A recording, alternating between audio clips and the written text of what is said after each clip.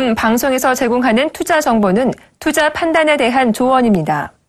방송에서 제공하는 주식의 가치, 가격 상승 및 가격 하락에 대해서는 방송사에서 보장하지 않습니다.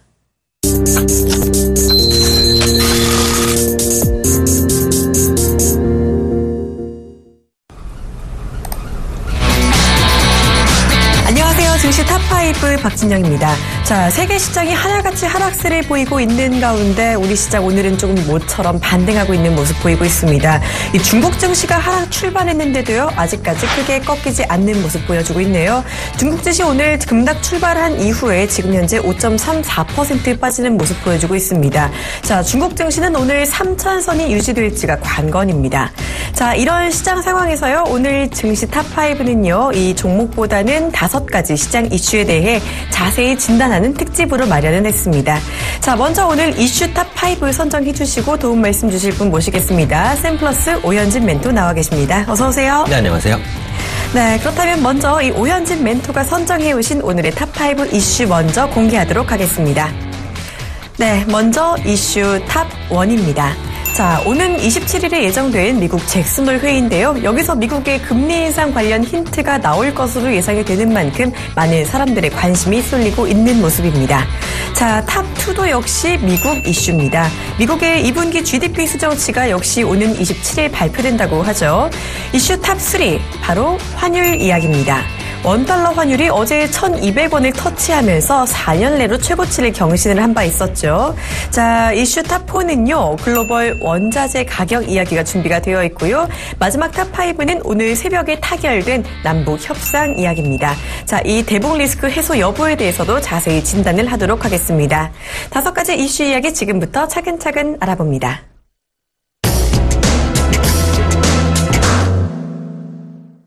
네, 먼저 본 방송에서 제공하는 투자 정보는 이 투자 판단에 대한 정보일 뿐 주식의 가치나 수익률에 대해 보장하지 않음을 말씀을 드립니다.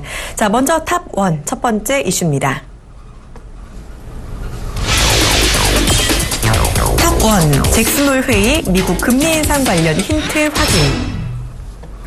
네, 오는 27일부터 3일간이죠. 미국에서 잭슨홀 회의가 열리는데요. 이 잭슨홀 회의는 각국 중앙은행 촌재와 이 재무장관 그리고 경제학자들이 모여서 경제 정책을 논의하는 행사입니다. 자, 이 회의는 매년 8월에 열리는데 올해 특히 주목받는 이유 아무래도 금리 인상 때문인 것 같은데요. 네. 이 잭슨홀 회의에서 어떤 내용이 나올까요? 네, 사실 이제 그 잭슨홀 회의는 매년 주목받는 이벤트이기는 했습니다. 역시 이제 경제적인 위치에 좀 높은 위치에 있는 사람들이 많이 참석을 하고 그에 따라서 경제 전망이라든지 아니면 앞으로의 정책을 어떻게 끌고 나가야 한다라는 부분들을 논의하는 자리이기 때문에 그만큼 세계의 관심이 높다라고 보시면 될 것 같고요. FED의 통화 정책을 가늠할 수 있는 회의로도 유명합니다. 특히 다음 달에 이제 미국이 기준금리를 인상할지 안 할지에 지금 기로에 서 있는 시점이기 때문에 이번 주에 있을 잭슨홀 회의가 그만큼 좀 중요할 수 있겠다라는 관점이고요. 다만 이제 이번 잭슨홀 회의에서는 앨런 FED 의장은 참석하지 않습니다. 그래서 앨런 의장이 참석하게 됐으면 그 주목도가 조금 더 높아질 수 있었는데 앨런 의장이 참석하지 않았다라는 부분에 있어서 시장의 관심이 약간은 떨어질 수 있겠지만 스탠리 피셔 FED 부의장이 연설을 예정을 하고 있어요. 그래서 스탠리 피셔 부의장 같은 경우에는 연준 내에서도 상당한 영향력을 또 행사하고 있는 인물 중에 한 명이기 때문에 이 분의 이제 언급에 따라서 미국 경제가 뭐 회복세를 보인다면 금리를 언제 올려야 할지 이 부분에 대한 의견을 어느 정도 확인할 수 있는 자리가 되지 않을까 싶고요. 일단 스탠리 피셔 부의장은 비둘기파로 좀 분류가 됩니다. 그래서 금리 인상에 있어서는 약간은 좀 온건한 태도를 취하지 않을까. 최근에 나오는 기사들을 봐도 지금 스탠리 피셔는 금리 인상은 아직은 좀 이르다라는 관점을 취하고 있는 것으로 확인이 되고 있기 때문에 이번 주 잭슨홀 회의에 있어서도 그런 부분들을 언급하지 않을까 판단을 하고 있고요. 역시 주목받는 언급은 데니스 로카트 애틀랜타 연준 총재의 발언입니다. 로카트 총재는 과거에는 이제 비둘기파로 분류가 됐었어요. 그런데 최근에 있어서 약간은 매파적인 성향을 띠고 있습니다. 매파적인 성향이라 함은 기준금리를 이제는 올릴 시기가 됐다라는 언급을 할 가능성이 있다라는 부분이죠. 그래서 로카트 총재가 어떠한 언급을 하느냐에 따라서 역시 미국의 기준금리에 관련해서 불확실성이 좀 커질 수 있다라고 보시면 될 것 같아요. 그래서 이번에 잭슨홀 회의 결과를 좀 확인하고 난다면 다음 달에 이제 금리를 올릴지 올릴 수 있지 않을지에 대한 힌트를 좀 얻을 수 있을 것 같고요. 만약에 다음 달 금리를 올려야 된다라는 쪽으로 분위기가 형성이 된다면 시장에 추가적인 충격이 불가피할 수도 있습니다. 그렇기 때문에 이번 잭슨홀 미팅이 미팅에서 어떤 언급이 나오는지 금리 인상 시기를 언제쯤으로 예상하고 있는지의 결과 좀 확인하실 필요가 있겠다 판단하고 있습니다. 네, 그동안 연준에서도 좀 오락가락했잖아요. 금리 인상 9월에 한다, 안 한다. 이 데니스 로카트 총재가 최근에 매파적인 발언을 하면서 더 금리 인상 여부 예측이 조금 더 어려워지고 있는 것 같습니다. 자, 그렇다면 멘토님께서는 전체적으로 조금 이번에 어떤 내용이 나올 거다라고 조금 생각해 보신 게 있으신가요? 네, 사실 최근에 이제 주가라든지 미국 경제가 좀 위축되고 있는 부분이라든지 이런 부분을 생각해 본다면 이번 잭슨 홀 미팅에서도 공격적인 발언이 나오지는 않을 것 같아요. 아무래도 미국 경제가 회복을 하고 있기는 하지만 금리 인상 시점은 조금 이르다라는 언급이 중점적으로 그 부분에 포커스가 좀 맞춰질 가능성이 높다라고 생각을 합니다. 그래서 이번 잭슨 홀 미팅에서는 이제 변수가 없는 한 조금 금리 인상 시점을 미루는 언급들이 나오지 않을까. 그래서 이번 미팅 이후에 금리 인상 시점이 빠르면 올해 12월, 늦으면 내년까지도 연기가 될 수 있을 것이고 이런 부분들은 단기적으로나마 시장에는 긍정적인 영향을 미치지 않을까. 근데 반대로 이제 매파적인 언급이 나온다면 추가적인 충격이 좀 불가피하겠다 이렇게 판단하고 있습니다. 네, 미국 경제 회복이 좀 되고는 있지만요. 그래도 시장이 지금 전 세계적으로 좀 부진한 모습을 보이고 있고요.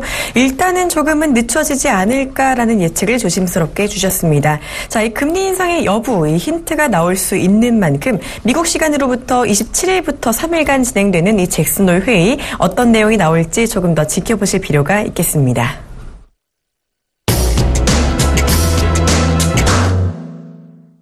네, 탑2입니다. 두 번째 이슈입니다. 탑2로 꼽힌 이슈는요. 미국 2분기 GDP 수정치 발표를 꼽혔네요. 네, 이번에도 미국 얘기입니다. 오는 27일이죠. 또 미국의 2분기 GDP 수정치가 발표가 된다고 하는데요. 이 낮게 나오면 경기의 둔화에 대한 우려감이 있을 것이고 높게 나오면 또 금리 인상에 대한 우려감이 있을 것 같은데 여러모로 일단은 좀 우려감이 나타나지 않을까 싶어요. 일단 이 수정치 전망 어떻게 보시는지요? 네, 맞습니다. 그래서 말씀해 주신 부분이기 때문에 이 성장률이 참 너무 잘 나와도 문제고 못 나와도 문제다. 네. 적당히 나오는 게 가장 좋다라고 보시면 될 것 같아요. 그래서 이번에 미국의 2분기 GDP 수정치는 3% 내외가 될 것으로 전망이 됩니다. 속보치 2.3%에서 대폭 개선될 것으로 예상이 되고 있습니다. 미국과 같은 나라가 3% 정도의 성장률을 보인다면 뭐 엄청난 성장이라고 보시면 돼요. 그만큼 미국 경제가 지금까지 좋아왔었다라는 부분 생각해 보시면 되겠고요. 미국의 2분기 생산과 고용, 소비, 사실상 뭐 주택 지표까지 포함해서 전반적으로 모든 지표가 최근을 제외하고는 뭐 지난달까지만 해도 상당히 양호하게 나왔다라는 부분 생각해 봤을 때 3% 정도의 성장 기록했을 수 있을 것이다 라고 이제 판단을 하고 있고요. 지금 기관별 예측치로는 편차가 굉장히 큽니다. 일부 기관에서 적게는 2.7%, 크게는 3.6% 정도까지 예측을 하고 있는 상황이라고 보시면 돼요. 보통 이제 편차가 1%포인트 가까이 벌어진다라는 것은 그만큼 어떻게 보면 미국 경제 성장률을 예측하기가 좀 어렵다라는 뜻도 되거든요. 그렇기 때문에 이번 2분기 GDP가 어떻게 나오느냐에 시장의 관심이 쏠릴 수밖에 없다라고 보고 있고요. 경기 둔화라든지 금리 인상 우려가 발생할 수 있습니다. 그러니까 생각보다 이제 성장률이 낮게 나오면 한 2%대로 나온다면 경기 둔화에 대한 우려가 커질 테고요. 생각보다 높게 그러니까 3%를 상회하는 성장률이 나온다면 금리 인상에 대한 우려가 발생을 하겠죠. 그래서 지금 관점에서는 이제 그 2분기 GDP 수정치 같은 경우 약 3%에서 3.2% 그 사이 구간으로 나오는 게 시장에는 가장 긍정적이지 않을까 이렇게 판단을 하고 있고요. 사실 과거만 해도 이제 성장률이 좋지 않거나 지표가 안 좋으면 미국의 기준금리를 올리는 시점이 늦어질 것이다라고 하면서 시장에 호재로 작용했습니다. 하지만 최근에는 중국 경기 악화에 대한 우려감이 너무도 크기 때문에 미국 경제 지표가 안 좋게 나오는 것이 호재가 아니라 악재로서도 해석되는 모습이 나타나고 있거든요. 그래서 이번 GDP 발표 같은 경우에는 사실 잘해야 본정 정도의 결과를 나타낼 것이다. 그래서 말씀드린 대로 수정치가 3%에서 3.2% 정도 사이에 나오는 게 가장 긍정적이고 그 범위를 벗어나게 된다면 역시 시장에 악영향을 미칠 수 있겠다 판단하고 있습니다. 네, 말씀하신 것처럼 적당히라는 게 상당히 어렵습니다. 일단 시장에서는 3% 성장 정도를 예측을 하고 있는 것 같은데요. 말씀하신 것처럼 이 미국 같은 나라가 3% 성장한다는 거 굉장히 좋은 수치거든요. 그렇다면 이 수정치가 기관별로 편차가 좀 높다고 말씀하셨는데 한 3%대 기존 예상치대로 움직인다면 이후에 증시는 조금 더 좀 빠질 수 있겠다라고 예측을 하시는 건지 궁금합니다. 네, 그래서 결국은 컨센서스를 만족시키는 수치가 나오느냐 그렇지 않느냐에 달렸다고 말씀드릴 수 있을 것 같아요. 그래서 아까 언급드린 대로 3에서 3.2% 정도 레인지 안에서 지표가 움직이는 게 가장 좋겠다라고 말씀을 드리고 싶고 사실 뭐 약간 시장이 지나간 이슈다라고 생각할 가능성도 있습니다. 2분기가 지금 한참 지났죠. 뭐 3분기도 이제 뭐 거의 후반대로 좀 접근을 하고 있는 상황이기 때문에 지나간 지표라고 생각해서 시장이 그렇게까지 큰 관심을 두지 않을 수도 있을 것 같아요. 하지만 이번 GDP 발표로 인해서 시장의 컨센서스를 크게 상회하거나 크게 하회한다면 반드시 충격이 있을 겁니다. 그래서 말씀드렸듯이 이제 3% 초반 내외에서 나오는 게 가장 좋겠다. 그리고 앞으로 있을 이제 3분기라든지 4분기의 예측치도 아마 조금씩 나오기 시작할 거거든요. 그래서 그런 부분들까지도 함께 통합적으로 생각해보면 좋겠다. 이렇게 말씀드리도록 하겠습니다. 네, 이렇게 2분기 GDP 수정치 일단 시장이 어떤 반응을 보일 것인지 더 주목해 보시는 게 좋을 것 같습니다.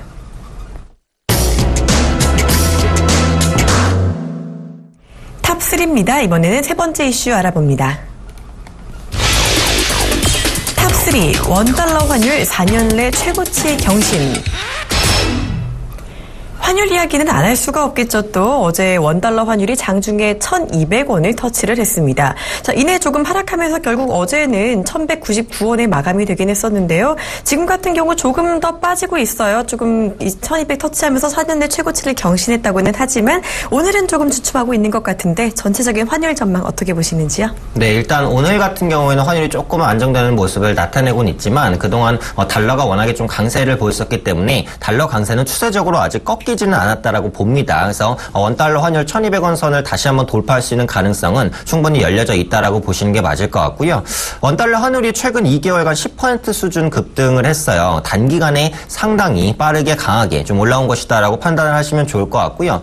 이렇게 원달러 환율이 상승한 이유는 달러가 강세를 보였기 때문이다 라기보다는 원화가 약세를 보였기 때문이다라고 보시는 게 맞습니다. 최근에는 달러 인덱스가 오히려 미국의 경기 둔화로 인해서 하향 조정되는 모습이 나타나고 있어요. 그래서 달러 가치는 오히려 떨어지는데 원달러 환율은 올라오고 있다. 그만큼 원화가 약하다라고 보시면 될 것 같아요. 그래서 원화 약세 현상이 진행이 되다 보니까 아무래도 선진국 통화 대비해서 원화가 계속해서 떨어집니다. 그러니까 지금 원화 대비해서 엔화도 강하고 달러도 강하고 유로화도 강하고 기타 다른 대부분의 화폐들이 강하게 움직이고 있다라는 부분이죠. 그런 부분들은 어떻게 보면 국내 수출주에 대한 실적 개선에 대한 기대감을 갖게 하는 부분이기도 하지만 외국계 투자자 입장에서는 환손실에 대한 부분을 충분히 생각해야 되는 부분이기 때문에 수급에는 악영향을 미칠 수밖에 없다라고 봅니다.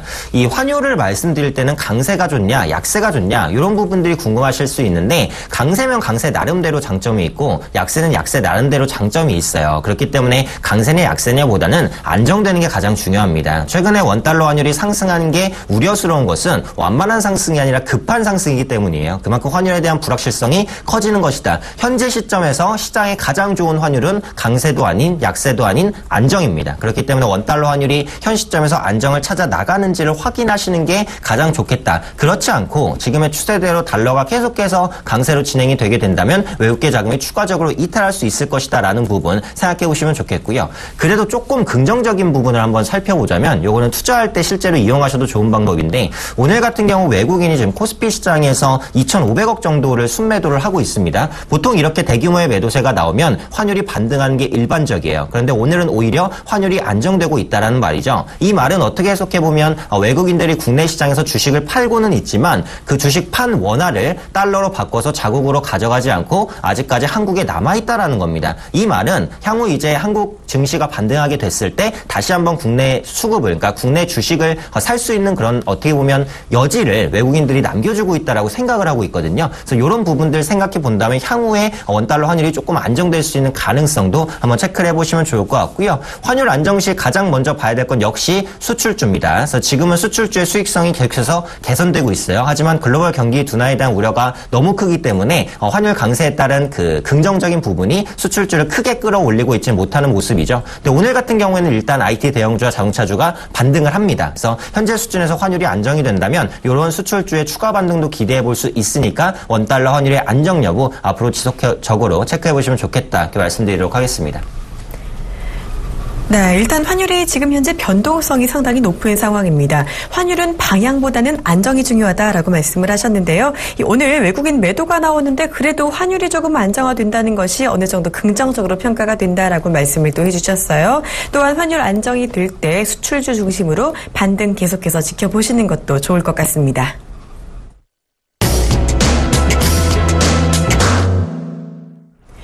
계속해서 네 번째 이슈입니다. 탑4입니다. 탑4, 글로벌 원자재 가격 약세 지속.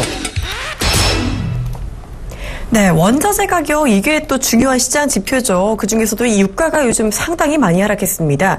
WTI 가격이 무려 40달러 선을 깨면서 이제 어제는 좀 38달러 선에 마감하는 모습을 보였는데요. 네. 이 원자재 가격 전체적인 상황은 어떤가요? 네, 일단 지금은 사실상 이제 금을 제외하고 모든 원자재 가격이 굉장히 크게 하락하고 있다라고 보시면 될 것 같아요. 원자재 가격은 이제 경기와도 밀접한 관련이 있습니다. 경기가 좋으면 원자재에 대한 수요가 늘어나기 때문에 원자재 가격이 반등을 하는 데 지금 경기 둔화에 대한 우려가 워낙에 크기 때문에 원자재 가격이 추세적으로 올라오기 어렵고 증시가 불안하니까 안전자산인 금만 제한적으로 이제 올라간다라고 보시면 되겠고요. 가장 먼저 체크해볼 부분은 이제 WTI라고 볼 수 있겠죠. 배럴당 30달러 후반대까지 급락했습니다. 정말 날개 없는 추락이 이런 게 아닐까 싶을 정도로 많이 하락했고요. 2008년 서브프라임 수준까지로 하락한 모습, 그만큼 유가에 대한, 그러니까 경기에 대한 우려가 굉장히 크다라고 보시면 될 것 같고요.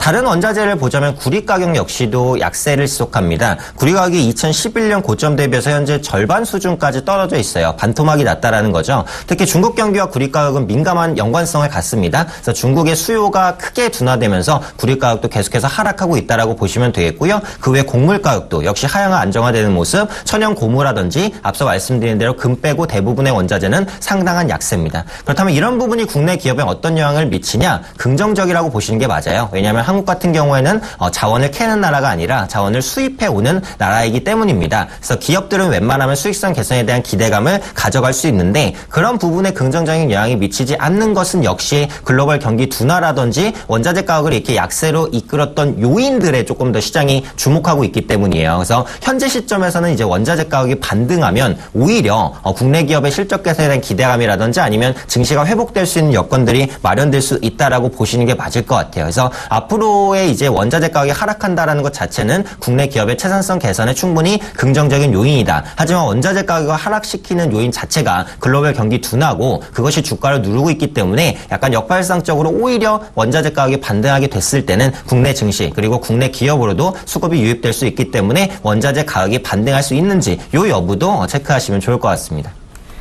네, 원유 가격이 최근 들어 상당히 많이 빠졌었죠. 다른 원자재 가격도 꽤 많이 하락했는데요. 그 와중에 안전자산인 금 가격만 오르는 상황입니다. 자, 그렇다면 이 원자재 가격은 조금 언제쯤 안정화될 수 있다라고 볼 수 있을까요? 사실 이제 원자재별로 조금 다르게 생각을 해봐야 될 것 같은데요. 구리 같은 경우에는 추가적인 하락이 좀 불가피하다라고 생각을 합니다. 앞서 말씀드린 대로 구리는 중국의 수요가 대부분의 수요를 차지를 하고 있어요. 근데 당분간 중국이 강력한 구리 수급이 회복되기는 어렵다. 그렇다면 중국의 수요가 둔화되는 국면에서 구리 가격은 추가적으로 하락할 수밖에 없다. 이는 역시 비철금속 업계의 실적을 악화시킬 수 있는 요인이기 때문에 현 시점에서 비철금속 업계는 조금 보수적으로 바라보실 수밖에 없지 않을까 이렇게 판단을 하고 있고요.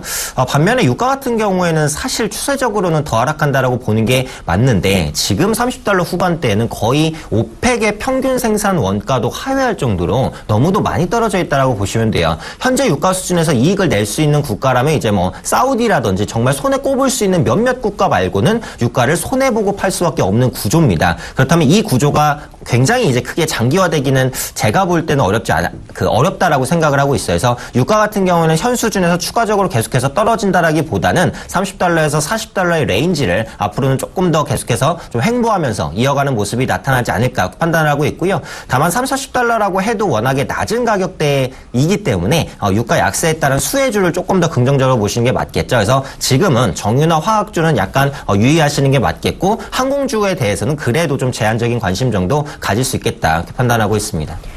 네, 원유 가격 같은 경우는 하락 추세가 계속해서 좀 진행이 되고 있는 상황인데요. 그렇지만 그동안 너무 많이 빠진 만큼 추가 하락세가 장기화되지는 않을 거다라고 예측을 해주셨습니다. 자, 일단 원자재 가격이 안정이 되어야지 증시 역시 안정화가 될 수 있다고 보는 만큼 원자재 가격 동향 계속해서 지켜보시길 바랍니다.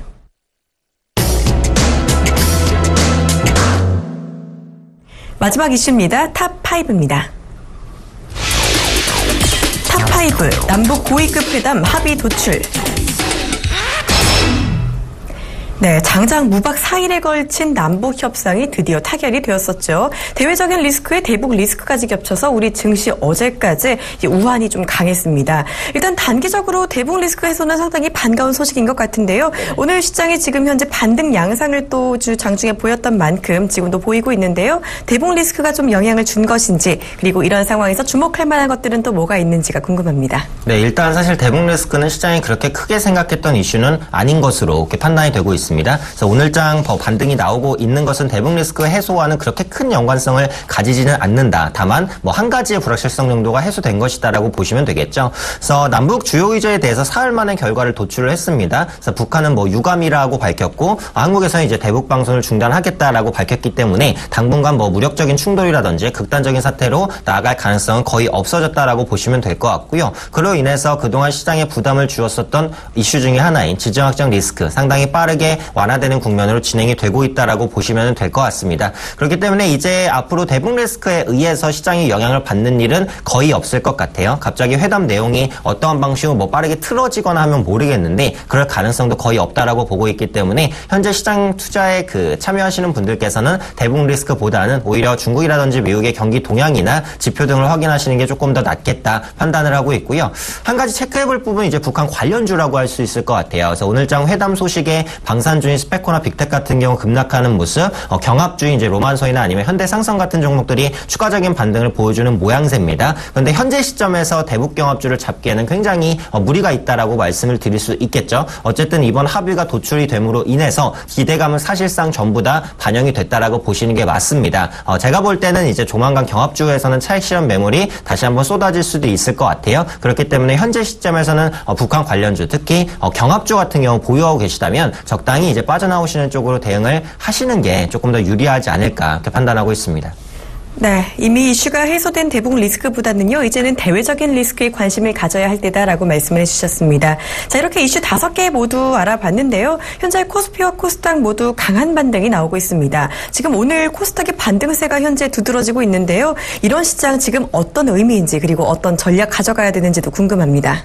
사실 일단은 낙폭과대에 따른 반발 매수의 유입 성격이 가장 강하다. 이렇게 이제 말씀을 드릴 수 있을 것 같아요. 간밤에 이제 해외 증시가 급락했음에도 불구하고 한국 증시가 훨씬 더 많이 빠지기도 했고 어제에 따른 급락을 어제 장에 좀 선반영했다라는 기대감도 있는 것 같습니다. 그래서 그런 부분에 의해서 저가 매수세가 들어오고 있는데 그렇다면 이제 추세적인 반등으로 V자 반등을 쭉쭉쭉 이어나갈 것이냐? 그럴 가능성은 제가 볼 땐 별로 없습니다. 그래서 현재 시점이 아직까지 추세 전환도 절대 아니에요. 그래서 단기적인 제한적 반등에 그칠 가능성도 높다라고 보고 있기 때문에 지금 상승에서 무리하게 또 추가 매수를 하신다면 장 막판에 흔들리는 변동성에 손실이 커지실 수도 있습니다. 그래서 지금 관점에서는 보유하시는 종목만 계속해서 홀딩하시는 관점으로 이어나가는 게 좋겠다라고 보고 있고요. 추세 전환은 최소한 이번 주는 확인을 해야 됩니다. 그다음에 오늘 이후에 이제 수목금 3거래일 정도가 이제 남아 있는 상황이기 때문에 그 거래일까지도 시장이 계속해서 양복을 띄우면서 반등하는 모습이 나타난다면 그때 가서 바닥에 대한 기대감을 잡고 종목을 찾아보시고요. 아직까지는 보유하고 있는 종목만 관리할 그런 시점이다. 이렇게 생각하고 있습니다. 네, 지금 현재 반등은 낙폭 과대에 따른 반등의 측면이 강하다라고 보셨는데요. 아직까지 추세 전환의 모습은 아니다라고 하신 만큼 앞으로의 변동성 역시 염두에 두시면서 조금 더 보수적인 접근하시는 게 좋겠다라고 말씀해 주셨습니다. 자, 이렇게 오늘 이슈 탑5 특집으로 샘플러스 오현진 멘토와 함께했습니다. 자세한 이슈 분석 감사합니다. 네, 감사합니다. 네, 탑5에 저희가 준비한 순서는 여기까지입니다. 저희는 내일 이 시간에 다시 찾아뵙도록 하겠습니다. 시청해주신 여러분 고맙습니다.